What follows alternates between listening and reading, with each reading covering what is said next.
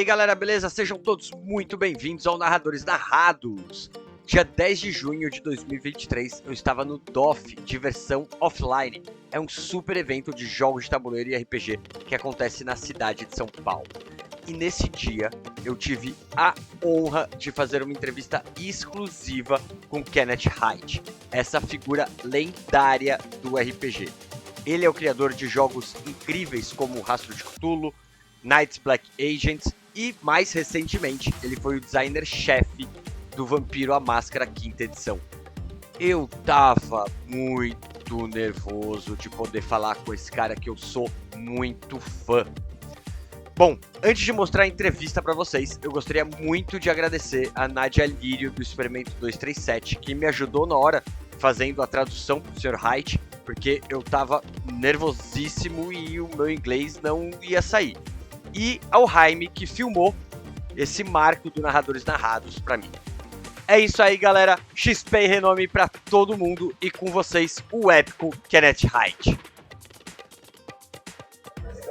Você foi o designer-chefe quando vocês começaram a desenvolver, o que vocês pensavam que precisava mudar necessariamente de versões antigas para novas, porque vocês sabiam que vocês não jogo live e tinham continuado com isso. When I was brought onto the project, they said that I could change anything I wanted.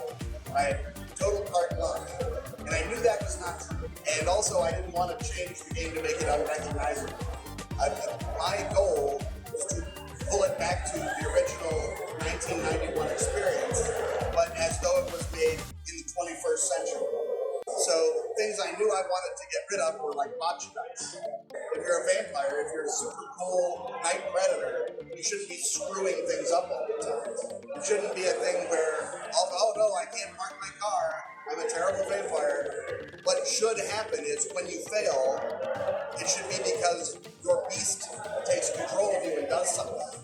And so when Karim Muammar developed the hunger mechanic, which is the best mechanic in the game, by the way, and my design there was to say that is a great mechanic, we're using that 100%. And so I came up with the messy criticals so that you succeed with the beast, not with, the way that you might want to, not with the human part. It gets the same message across without you feeling like a jerk.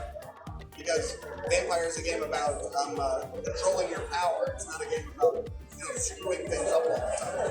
But I wanted to keep things, the clans obviously, and the disputes side of the clans, all of that sort of strong element. I wanted to restore the sort of feudal concept of the vampires, that they have a big world outside of them that is sort of weird and scary. I mean, in 1991, we were all terrified of werewolves. We didn't know, there wasn't a game yet. It was just, that's not good. So the core was to, give the vampires reason to curl up in their cities again. And part of that was to bring the Second Inquisition into a big position in the story. But in terms of mechanics, it was really just about streamlining the mechanics, making it easier to do the math in your head. One unified success die, so you don't have to change it all the time.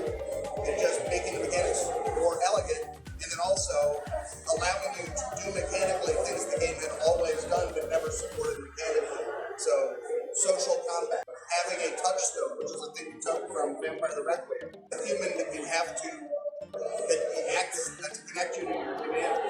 And that connection is something that was sort of implied in Vampire, but was never a mechanical necessity. So it's really just, what is Vampire about? Trying to mechanically underpin those decisions while stripping out some of the cruft from early 90s design and trying to move it into the 21st century, and also updating the sort of the setting and the concerns for a world of global surveillance instead of the 90s world. No Brasil, a gente ouve muitas pessoas falando: não misture RPG com política, não estrague a imaginação com pautas sociais, existe uma briga no Brasil. Na sua opinião, RPG tem função política social? Você supõe politicamente no RPG ou são coisas separadas? I think that role-playing games are an art form. As Samuel Goldwyn, the great Hollywood producer, said, art is art. Messages are for Western Union. That said, everything human takes on the political structure of when it was created, of who it's created by, takes on the social structure. You can't get away from that. But I feel like whether you are demanding that your games always be the same politics, you're doing the same category of error as saying no game is ever about politics.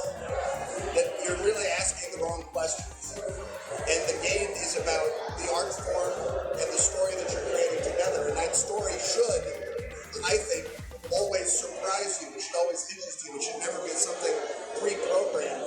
You should never expect the ending. And I think a political story is one where you have a sort of a pre-programmed happy ending or an agenda that the game has to take off. And for me, that is a straitjacket on the art form. The same thing in a movie. If you're saying a movie has to, make a political point, well, then it's not doing the things that it's supposed to as a piece of art necessarily. So I have no objection to anyone making a game about revolution or a game about resistance or a game about conserving old traditions or whatever your energy is. But the stories that you tell should be individual and changeable and cooperative. And because that's the nature of the art form. And if you're just sitting someone down and you're making them go through a pre-programmed, set of opinions, why are we having a game about that? Why don't you just read it correct? That's my thoughts.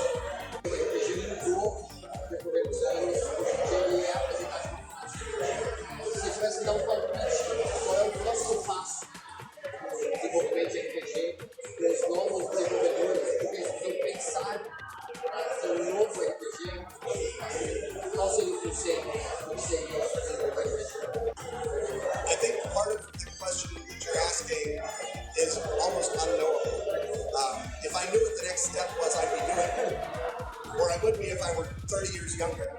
I'm sure that the next step is going to be some degree of integration of the online tabletop decision-making, harnessing the ability of computers to do all the rules the way that they do in video games, to the human storytelling capacities of a game master and a bunch of players.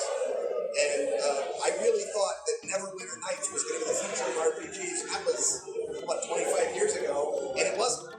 But I feel like at some point they're going to, sort of solve that problem so that someone as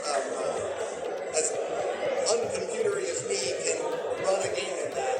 And I think that will be the next step. And I think once that technological question is solved, the question of content, of form, that's going to be down to a million individual designers. And hopefully it's going to be as varied and wild as we're seeing in what's going on now. Let's say the 20 years of the golden age of game design that we're in right now. It started in 2002 when the indie role-playing game design revolution basically started because of desktop publishing, so that anyone could publish a game. And we saw huge creativity, huge areas of games that were about things that games have never been about, and types of games, relations between the game master and the players, different decisions, different mechanics. All of that blew up. It's still going on.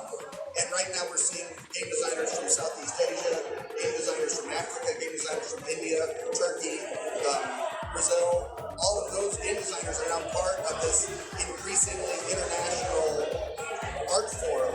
And they're all coming from different sets of assumptions, not just politically and socially, like the last question, but mechanically. What's fun in your culture, at your table, in your city? What is a good time?